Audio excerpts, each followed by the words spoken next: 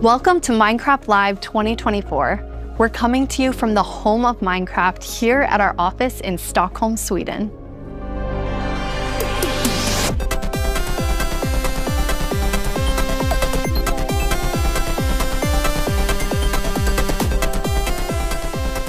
We've got a fun show for you, with the latest and greatest things coming to the world of Minecraft.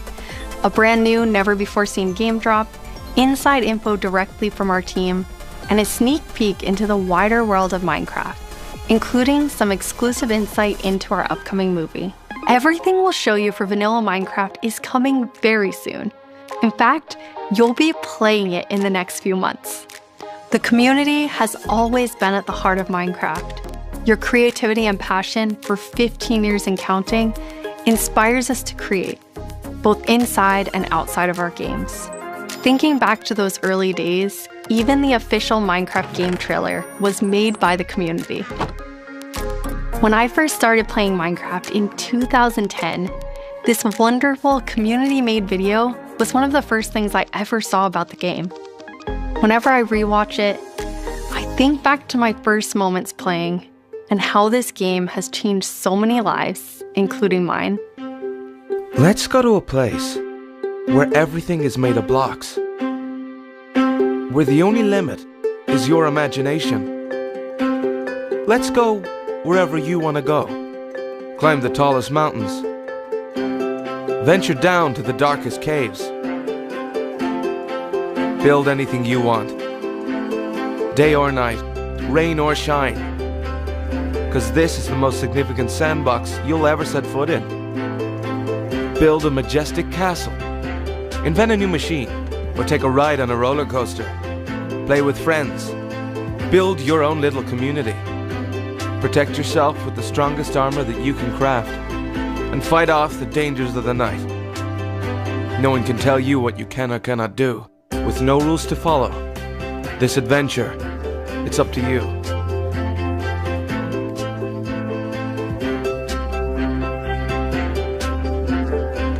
That trailer really brings back memories.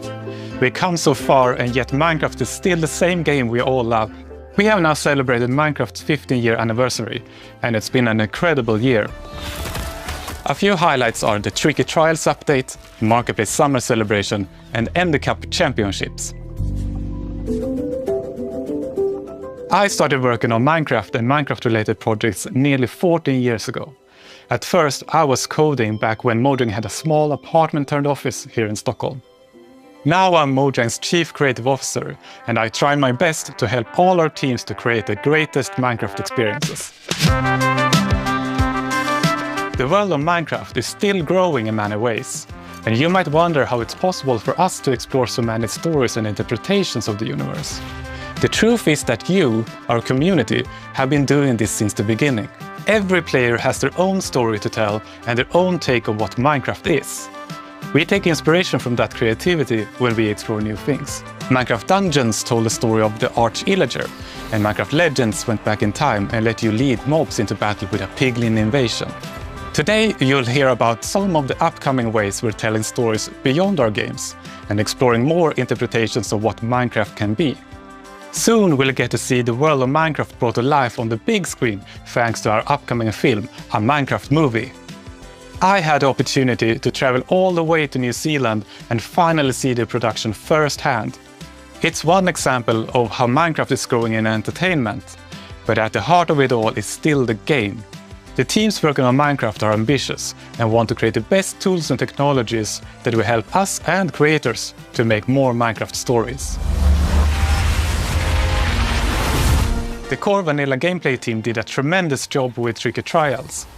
Now we're planning to have a change of pace in terms of releasing new features. Earlier this year, they released the Armored Paws drop, which included Armadillo and new Wolf variants. And the ambition is to continue to drop more feature nuggets more frequently. These more regular updates will replace the yearly summer update that you might be used to. This will also allow us to consider long-term improvements to ensure we can build Minecraft for the long run.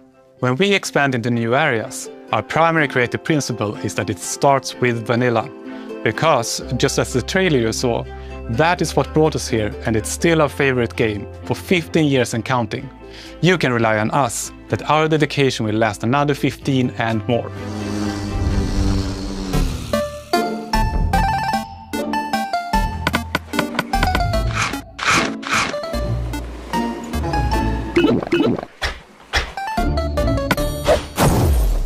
Hello everyone, I hope you all are well. As Jens mentioned, we in the core game team are working on drops, and today we are excited to show you 2 of them that we have been working on, and both of them will release within the next few months. A little bit later in the show, we will, for the first time, show you a completely new drop that adds a new biome with its own unique mood. But before that, we would love to start with our next drop. It's a combination of 2 things many of you have been wishing for. It's hardcore mode in Bedrock and bundles. And we call it Bundles of Bravery. And we have 2 amazing, clever team members that will show more.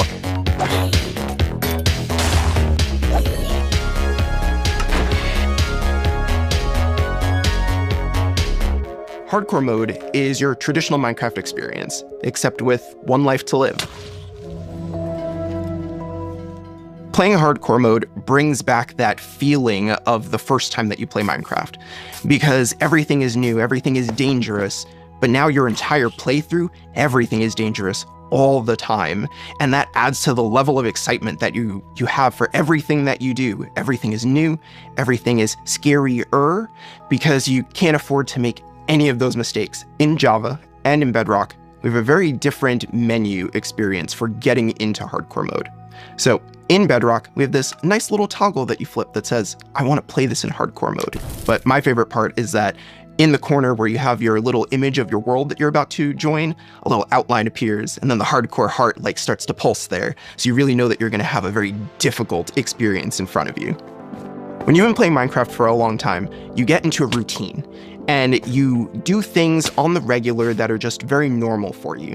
When you play hardcore mode, you have to break that routine and create an entirely new way to play that is maybe a little bit more risk averse, unless you want to play very often, very short bursts.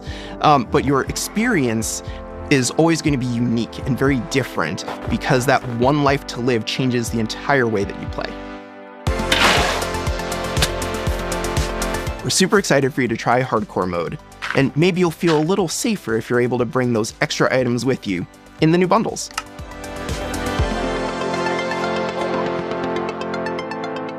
This is Matthew, take 1. We added bundles to help people pack more into their inventory.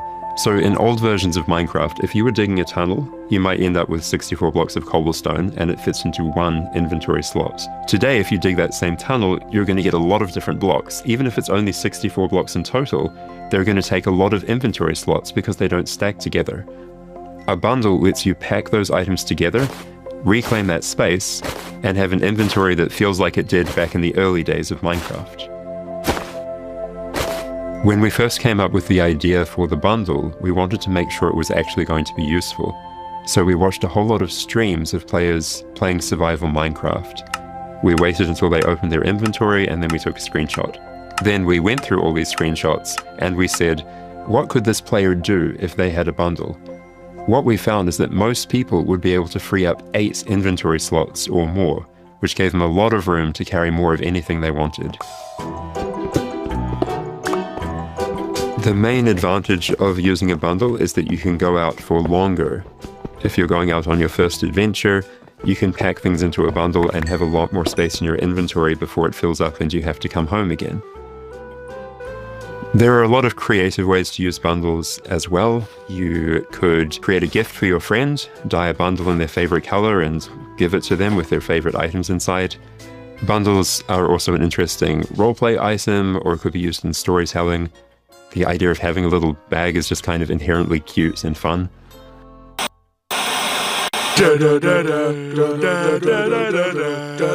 Villager news.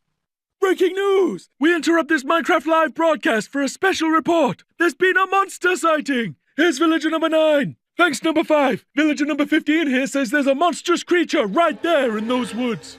So, number 15, have you ever lied on the news before? What? I'm not lying. I was with my group and the monster, it got all of them. They're all gone. Maybe they just don't like you. You know, because of all the lies. What? That's ridiculous. All right, to put an end to these clear fabrications, we're gonna go into the spooky forest and prove there's no monster. All right, let's go. Oh, you're heading into the woods. Very well, but I must warn you. Those who enter there never return here. What? Why not? Oh, no, this is just the entrance, darling. The exit's over there. All right, come on. Everybody keep their eyes peeled for monsters.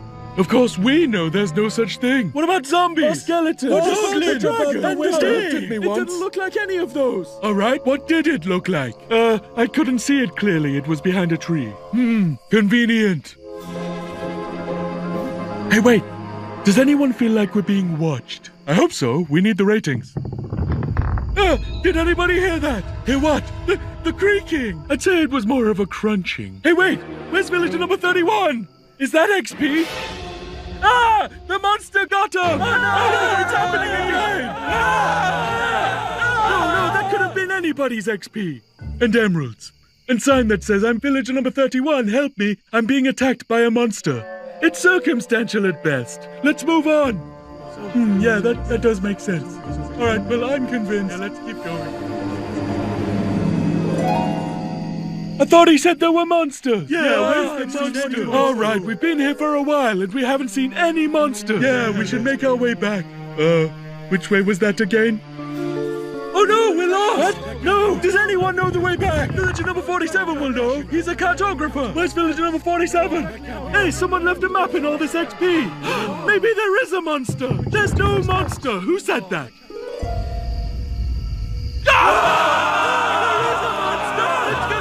Villager number 5! It appears that a wave of hysteria has afflicted the group!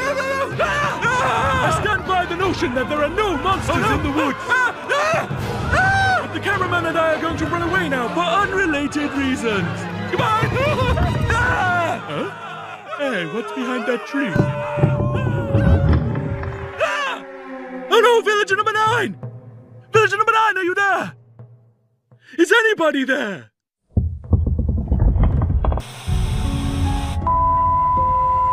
I guess we'll never know what caused this tragic chain of events. But it definitely wasn't a monster.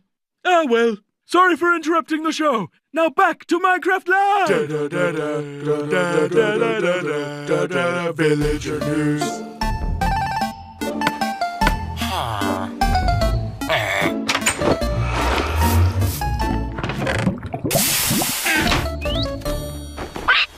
It's been a long time since I first announced our Minecraft movie. We've taken our time to assemble an incredible team and to create an original, fun-filled take on the Minecraft universe. From us at Mojang, our partners at Warner Brothers and Legendary, our talented director Jared Hess, and some amazing content creators, we're bringing Minecraft to the big screen in a way you've never seen before. All with the goal of authentically capturing the spirit of Minecraft by working with people who play, love, and care about the game as much as you do. Let's hear from some fellow Minecrafters and take a closer look at how we made this film. Let's do it, and action! I'm Torve, Creative Director of Entertainment for Mojang. I'm Jared Hess, the director of a Minecraft movie. We're super excited to share some exclusive information about how we made this movie. Man, to be able to celebrate that fun, amazing, creative spirit that is Minecraft, it was just like a dream come true. We first started talking about making a movie, what is over a decade ago. We really wanted to honor the world. And then spending like 3 months in New Zealand on set, we've really enjoyed the journey. We thought a lot about what kind of movie to do, and we chose live action because it's not something that's been seen before on this scale. Creators have made such amazing stories and short films and content in the animation space. And it was like, oh, this is the chance for us doing a film to do something different. And also kind of wish fulfillment, because I always wondered, like, what would happen if I would wake up inside the Minecraft world? Like, how would I survive, and would I survive at all? The idea of being human beings that are actually going into this cubic dimension of the overworld and how those characters are engaging in that space. And it just seemed like so much fun. Everything is cubic, like everything is blocks. We had just an absolutely amazing crew of talented artists. You know, our production designer, Grant Major, he was the production designer for the original Lord of the Rings trilogy. We also are working with Weta, and they all had their own personal relationship with the game. So when they started designing and drawing, it just really popped. What I like about what you did is that the choices you make, they support the story and the character. Part of that is because just like every Minecrafter, every player, they bring their own original story to what they're doing. It's very intentional that this movie is called a Minecraft movie as opposed to the Minecraft movie. We have an ensemble of characters, these unlikely misfits that get thrown into this adventure into the overworld. And we experience a lot of that through one of our characters named Henry, who's a young man going through a tough time in his life, and he literally has to create to survive. You know, I saw him on the page and I was like reading the script, like, oh wait, he's like, you know, a young kid hanging in his room, like building and making stuff. But that's what he is. He's like a maker and he's a creator. Such a big part of Minecraft has been the creator community and modding. So we thought that Henry, the Henry character, could represent basically the modder, the person who takes the vanilla game and tweaks it and adjusts it, and then he comes into the Minecraft world and he meets Steve, and Steve knows everything about vanilla Minecraft. We've always said that Steve isn't really a character. Like, Steve is what you make him, right? Yeah. And we've all embodied Steve and been Steve and done different things. So our Steve in this movie is Jack Black. He's such a huge fan of the game. After a long day of shooting, he was up until the wee hours of the night playing. It was so funny because he would show up and be like, oh, dude, Esmo Day, we got to try this thing, dude. You know, some build that he did or something gnarly that happened to him. He just loves the idea that he's able to bring his version of Steve to life. Play it from the top one more time. Figuring out crafting was super fun. When the game came out, there wasn't a recipe book, and people were like, wait, what happens if I put these things like that? When Garrett's character and these new characters come into the world, they don't know the recipes, they don't know what to do. The Jason Momoa character, Garrett, is a guy that was like a world championship video gamer in the late 1980s, and he kind of peaked then, but he's still stuck in the past. He's got a little bit of Arrested Development. He's holding on to that former glory. We want to show you a short scene that shows Henry and Garrett and Steve. Steve is kind of demonstrating his skills, and then Garrett tries to demonstrate his skills. Yeah, and Garrett's the noob.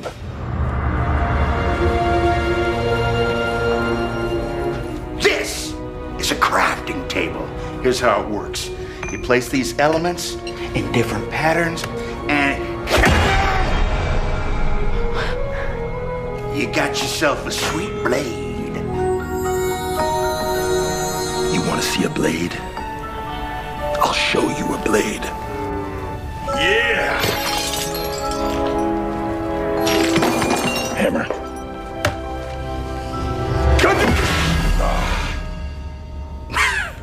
That's okay, bud. Buckets are useful here. When we were designing crafting and talking about what should it look like, we basically started at the crafting table itself. We looked at the crafting table, we looked at the end-game texture, and it has this like super pixelated picture of like a hammer and a saw there on the side. So obviously that was built into the real-world crafting table. So it got this hammer, and we figured we honored the 3x3 grid perfectly, and thought it would be cool and kind of fun and gratifying just to give it a massive whack and then have things appear. Remember when we were trying to figure out the size of the block that you break itself? Look, when Steve holds a block, it's like this big. And there we actually found out that going 1 meter by 1 meter, which is like, 3 feet by 3 feet, is actually too big. So we scaled it down, and the scale's like 60 centimeters cubed, which is, 2 feet by 2 feet by 2 feet. And then in the background and maybe in the foreground, we sometimes scaled it down a little bit, but we would always honor powers of 2 because we're programmers and we like powers of 2. We had to honor what you experience in the game, but also make it work for human scale for our different characters that are manipulating the environment and the world and throwing blocks, and make it be practical for that, but still feel natural and organic to what people experience in the game and feel authentic in that way. This has been so much fun talking about the movie, everything that's gone into making it, all of the ideas, the point of view, and we cannot wait to share this movie with the world. Yeah, super excited. See you in the overworld. Yeah.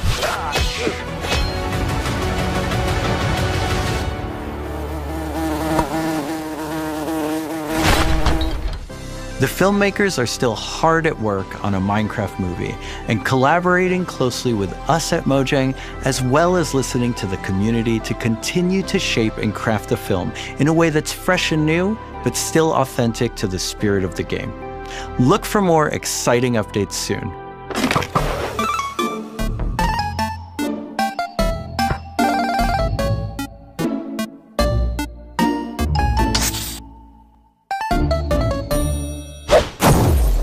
Do you want to adventure through Minecraft biomes in real life? You may have your chance with Minecraft Experience Villager Rescue, our first real-world immersive experience where you'll get to journey through a Minecraft adventure in real life. Let's take a behind-the-scenes look before it debuts in Dallas this October and spawning in cities near you in the future. Olivier, prise 2. Premise of Minecraft Experience. First thing is authenticity. Our goal is to make sure that it is truly authentic for all of you folks. The second thing is defining a new lens from which you can interact with the game, with the IP, with the brand. This is the story of a village attacked by zombies, and it's your quest to go out and save them. We have 17-foot projection walls that we can interact with throughout, which allows us to do things like fight our mobs, chop down trees, collect those resources, everything that you do in the game, only this time you've stepped inside it. This is an experience where you're gonna see, feel, and hear what it's like to be in Minecraft. World premiere is in Dallas-Fort Worth, and then we'll see where we go. Head to the website and tell us where you want to see the Minecraft experience. And now it's time to reveal our completely new drop, releasing in a few months. The team has been really excited about the idea of adding a new biome, and we created one with its own unique mood and identity.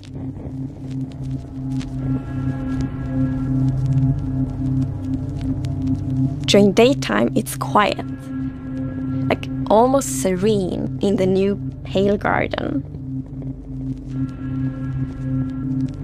While you might feel calm walking around in this forest, there's also an eerie mood.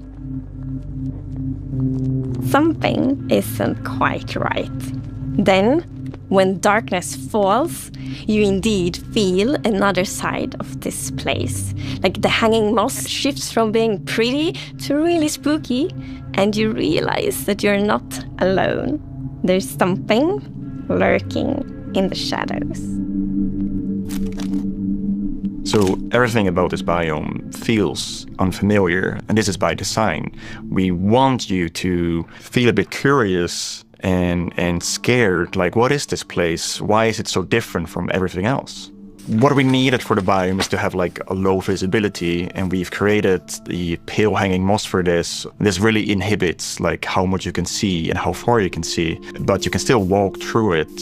So you're traversing through the forest and you're like trying to find everything, but you don't know what will be behind the hanging moss. Yeah, it gives you kind of a strange feeling when you enter. It's unnaturally quiet and a feeling of something weird's going on here.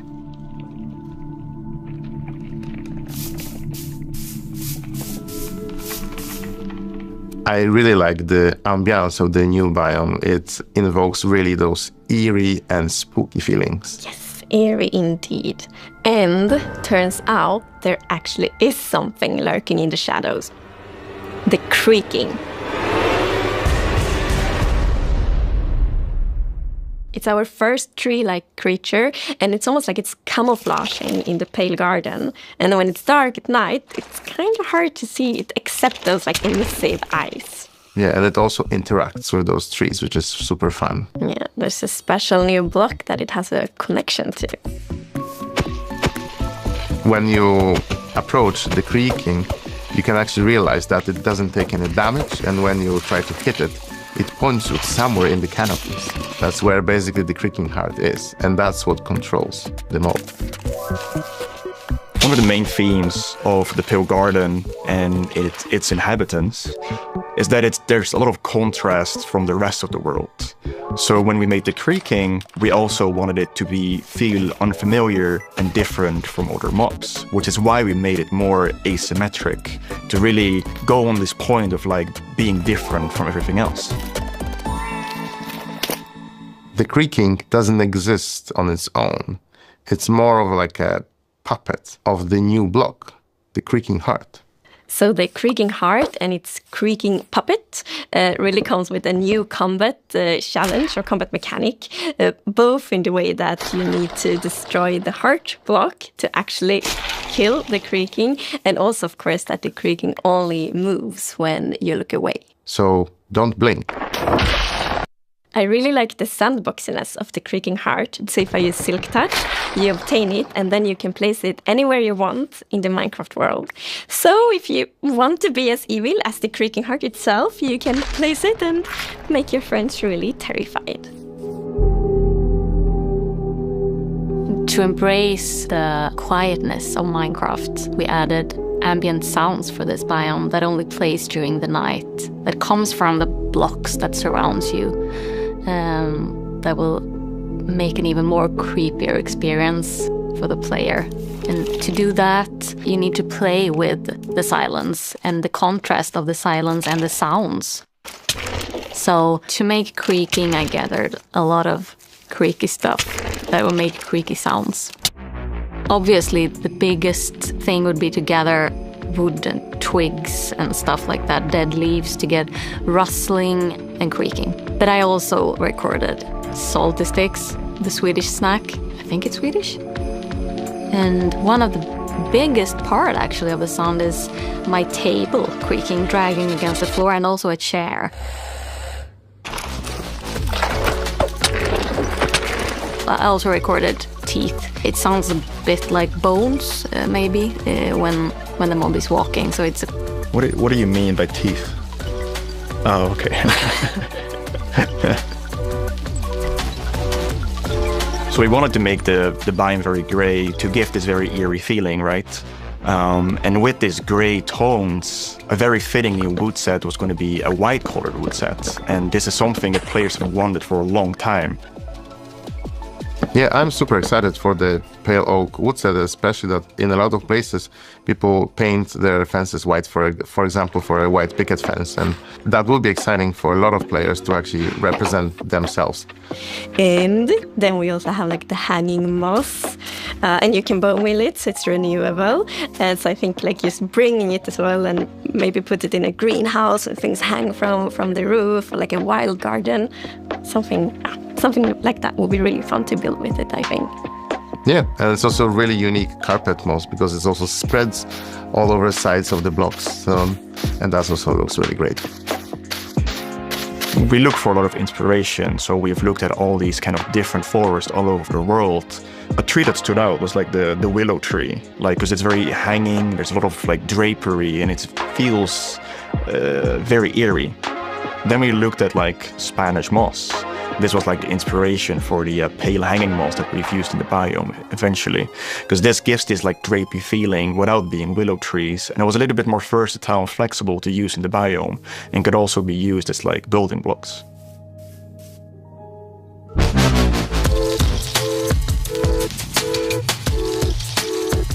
We are super excited to see what you do with these new features and the new game drop. We want to create connections between features because the Minecraft world is an ecosystem, and we really want it to feel like that. And the creaking heart and its puppet creaking, it really has a new way of creating this kind of connection. So it's going to be really fun to see you all experiencing it. And it's actually coming to Snapshots, previews, and betas very soon. So soon you can all try it out. Villager number 9 here! Sorry for interrupting again, but villager number 15 and I have just escaped from the spooky forest.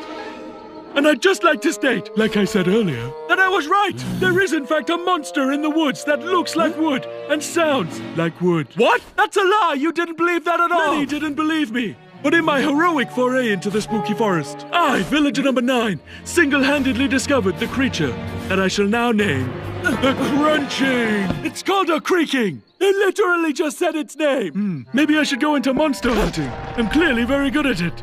Villager number 9, Monster Hunter. It's got a nice ring to it. Well, sorry to interrupt the show again. Now back to Minecraft.